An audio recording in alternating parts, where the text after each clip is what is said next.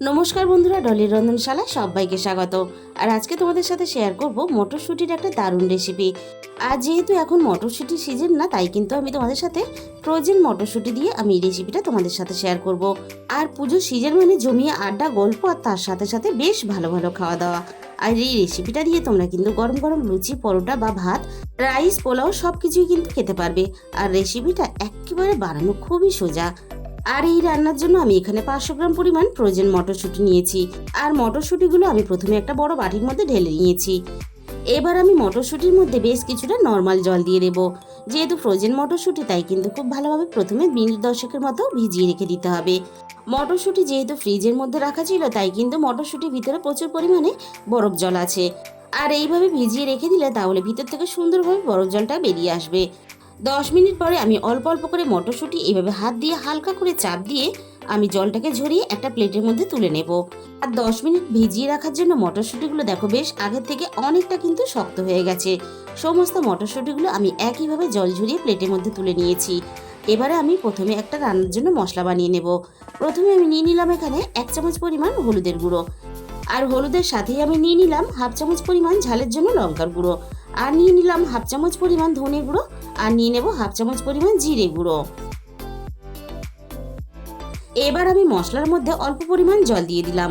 এইভাবে যদি মশলা বানিয়ে আগে থেকে রেখে দেওয়া যায়, তাহলে জলের সাথে মশলাগুলো গুলে গিয়ে খুব ভালোভাবে কিন্তু মশলাগুলো ফুলে উঠবে। আর তার জন্য কিন্তু রান্নার কালারটা দারুণ আসবে। এবার আমি রান্নাটা কিভাবে করেছি সেটা জানতে হলে আমাদের কিন্তু গ্যাসের কাছে চলে যেতে হবে। প্রথমে আমি কড়াইয়ের মধ্যে প্রয়োজন মতো সর্ষের তেল দিয়ে দিলাম। আমি রান্নাটা সর্ষের তেলে করছি, তোমরা তোমাদের সুবিধা মতো যে কোনো তেলে কিন্তু রান্নাটা করতে পারো। প্রথমে আমি তেলটাকে খুব ভালোভাবে গরম করে নিয়ে ফোড়নে আমি দিয়ে দিলাম 1/2 চামচের একটু কম গোটা জিরে। আর সাথে দিয়ে দিলাম একটা শুকনো লঙ্কা কুচি। এবার আমি ফোড়নে দিয়ে দেব একটা তেজপাতা কুচি। এবার আমি ফোড়নটাকে এপার ওপর করে একটু নাড়াচাড়া করে ভেজে নেব, ফোড়ন থেকে সুন্দর একটা মিষ্টি গন্ধ বেরিয়ে আসা পর্যন্ত। ফোড়ন থেকে সুন্দর একটা মিষ্টি গন্ধ বেরোতে শুরু করে দিয়েছি। আগে থেকে আমি একটা মাঝারি সাইজের আলু আমি ছোট ছোট করে কেটে নিয়েছিলাম। প্রথমে আমি আলুগুলোকে ভেজে নেব। আর তোমরা এই রান্নাটা শুধু মটরশুঁটি দিয়েও করতে পারো। শুধু মটরশুঁটি দিয়ে রান্নাটা করলে আমার মনে হয় তরকারিটা দাঁড়িয়ে থাকবে। তাই কিন্তু আমি অল্প একটু আলু রান্নাতে ব্যবহার করেছি। তোমরা চাইলে দিতেও পারো, নাও দিতে পারো। আলুটাকে নাড়াচাড়া করে খুব ভালোভাবে একটু ভেজে নিলাম। এবার মিনিট 2 মতো একটু ঢাকা দিয়ে দিলাম। আর আলুটাকে এমনভাবে ভাজতে হবে যেন ভিতর থেকে খুব ভালোভাবে সিদ্ধ ভাব চলে আসে। মিনিট 2 পরে আমি ঢাকাটা খুলে আবারও নাড়াচাড়া করে ঠিক একইভাবে আমি কিন্তু ঢাকা চাপা দিয়ে আলুগুলোকে খুব ভালোভাবে প্রথমে ভেজে নেব। আলুগুলো মিনিট 5 মতো নাড়াচাড়া করে আমি কিন্তু বেশ লালচে করে ভেজে নিয়েছি। আর আলুর মধ্যে দেখো সুন্দরভাবে কিন্তু সিদ্ধ ভাব চলে এসেছে। এবারে আমি এখানে মটরশুঁটিগুলো দিয়ে দিলাম। যেহেতু ফ্রোজেন মটরশুঁটি, তাই কিন্তু মটরশুঁটিগুলো সিদ্ধ করতে লাগবে না। আর যদি মটরশুঁটিগুলো সিদ্ধ করে রান্না করা হয় তাহলে কিন্তু একেবারে গলে যাবে। এবার আমি মটরশুঁটির মধ্যে স্বাদ মতো রান্নার লবণটাকে দিয়ে দিলাম। আর আলুর সাথে মটরশুঁটিগুলো আমি আরও 3 থেকে 4 মিনিটের মতো নাড়াচাড়া করে ভেজে নেব। তাহলে মটরশুঁটির যে কাঁচা গন্ধ সেটা চলে যাবে। আর তার জন্য কিন্তু খেতে দারুণ লাগবে। আমি মটরশুঁটিগুলো দেখো খুব ভালোভাবে ভেজে নিয়েছি। আর মটরশুঁটি কিন্তু একটা হালকা কালার চেঞ্জ হয়ে গেছে। আগে থেকে আমি অল্প একটু আদা টমেটো বেটে রেখেছিলাম। আমি আদা টমেটো বাটাটা দিয়ে দিলাম। টমেটো বাটা আর আদাটা নাড়াচাড়া করে আমি আরও মিনিট খানেকের মতো একটু কষিয়ে নেব। আগে থেকে আমি যে গুঁড়ো মশলাটা রেডি করে রেখে দিয়েছিলাম, সেই গুঁড়ো মশলাটা কিন্তু আমি দিয়ে দিলাম। আর সাথেই দিয়ে দেবো মশলার বাটি ধোয়া অল্প একটু জল। এবার আমি সবকিছু একসাথে এপার ওপার নাড়াচাড়া করে খুব ভালোভাবে মিশিয়ে দিয়ে আমি মশলা, মটরশুঁটি, আলু সবকিছু একসাথে খুব ভালোভাবে কষিয়ে নেব, যতক্ষণ না সুন্দরভাবে মশলা থেকে তেলটা ছেড়ে বেরিয়ে আসে। সবকিছু একসাথে নাড়াচাড়া করে আমি খুব ভালোভাবে কষিয়ে নিয়েছি। এবার আমি রান্নার মধ্যে প্রয়োজন মতো জল দিয়ে দেব। আর রান্নাতে আমি আমার মতো করে প্রয়োজন মতো জলটা দিয়ে দিলাম। তোমরা যতটা গ্রেভি রাখতে চাও সেই হিসাব করে কিন্তু জলটা দিয়ে দেবে। এবার আমি সবকিছু একসাথে নাড়াচাড়া করে খুব ভালোভাবে এপার ওপার করে মিশিয়ে দেব। আর মটরশুঁটি আর আলু যাতে আরো ভালোভাবে সিদ্ধ হয়ে যায়, তার জন্য আমি কিছুক্ষণের জন্য ঢাকা দিয়ে দিলাম।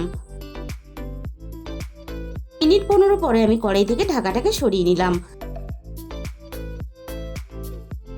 আবারও আমি এপার ওপার একটু নাড়াচাড়া করে নিলাম। এবার আমি দেখে নেব মটরশুঁটিগুলো খুব ভালোভাবে সিদ্ধ হয়েছে কিনা। হালকা একটু হাত দিয়ে চাপ দিলেই কিন্তু মটরশুঁটিগুলো একেবারে ভেঙে যাচ্ছে। আর আলুও কিন্তু খুব ভালোভাবে সিদ্ধ হয়ে গেছে। এবার আমি রান্নার মধ্যে অল্প একটু স্বাদ মতো চিনি দিয়ে দিলাম। আর অল্প একটু স্বাদ মতো কিন্তু অবশ্যই চিনি ব্যবহার করবে, তাহলে স্বাদের ব্যালেন্সটা ঠিক থাকবে। আর এখানে দিয়ে দিলাম 1 চামচ পরিমাণ আলুর মিক্স সবজি মশলা। আর হাতের কাছে যদি এই মশলাটা না থাকে তাহলে কিন্তু তোমরা চানা মশলাও এখানে ব্যবহার করতে পারো, তবে এই মশলাটা কিন্তু ব্যবহার করার চেষ্টা করবে, তাহলে এই রান্নার স্বাদ আর গন্ধ দুটোই কিন্তু ফাটাফাটি লাগবে। আর সব শেষে আমি এখানে দিয়ে দিলাম 1/2 চামচ পরিমাণ ঘি। অল্প একটু ঘি দিলে এই রান্নার স্বাদ কিন্তু 10 গুণ আরও বেড়ে গেল। আর এই পুজো সিজনের মধ্যে একদিন হলেও কিন্তু এই রান্নাটা অবশ্যই করার চেষ্টা করবে। একঘেয়েমি আলুর দম ছোলার ডাল বারবার না বানিয়ে মুখের স্বাদ পাল্টাতে অবশ্যই কিন্তু একদিন হলেও তোমরা এই রেসিপিটা বানিয়ে দেখতে পারো। আর এই ফ্রোজেন মটরশুঁটি তোমরা যে কোনো শপিং মলে বা একটু ভালো মুদিখানার দোকানেই কিন্তু পেয়ে যাবে। তাহলে বন্ধুরা, আজকের এই রেসিপিটা ভালো লাগলে ভিডিওতে একটা লাইক করে দিও আর নিজেদের বন্ধুদের মধ্যে শেয়ার করে দিও। আর যে সমস্ত নতুন বন্ধুরা এখনো পর্যন্ত আমার চ্যানেলটাকে সাবস্ক্রাইব করনি, এরকম নতুন নতুন রেসিপি পেতে অবশ্যই আমার চ্যানেলটাকে সাবস্ক্রাইব করে পাশে থাকা বেল আইকনটা ক্লিক করে অল করে দিও। তাহলে আমি যখনই কোনো নতুন রেসিপি আপলোড করব সবার আগে তোমার কাছে পৌঁছে যাবে। আর তোমাদের মূল্যবান সময় দিয়ে আমার এই রেসিপিটা শেষ পর্যন্ত দেখার জন্য তোমাদের সবাইকে অসংখ্য ধন্যবাদ। আজকে তাহলে এই পর্যন্ত।